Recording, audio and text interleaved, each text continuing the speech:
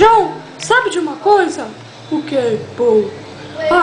Eu acho que o George quer dar uma de Jesus Cristo com esse cabelinho e essa barbichinha.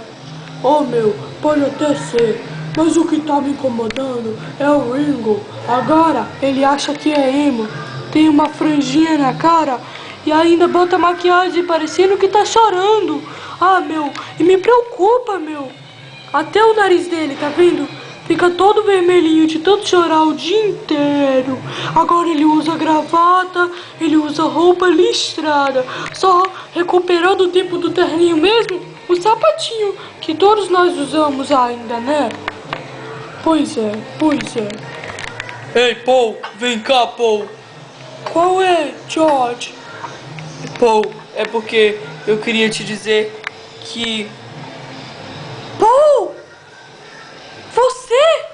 Paul! Uau! Eu sempre quis ser assim. Cala a boca, Ringo! Você é idiota! Não sou não, John. É porque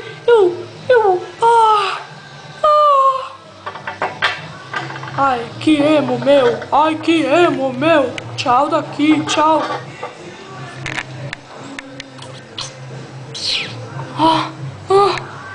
Eu sonhei com isso a minha vida inteira, George.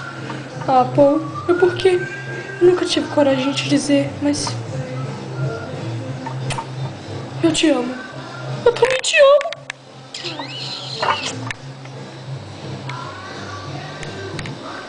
Ringo's dead. Oh.